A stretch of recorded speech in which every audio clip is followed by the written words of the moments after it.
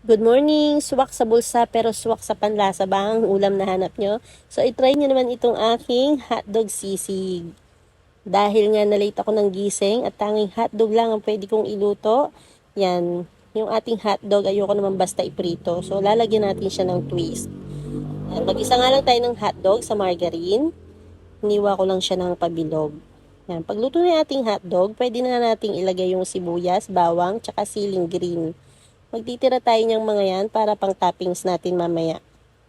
Yan, timplahan natin ng paminta, tsaka magic sarap. Tapos titimplahan din natin yan ng oyster sauce. Yan, yung mga hotdog nyong nalulumbay, lalagyan natin ng buhay. So, lagyan din natin ng mayonnaise.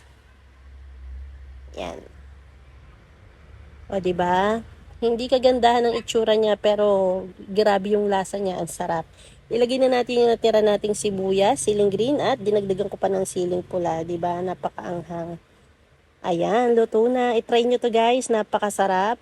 Thank you for watching.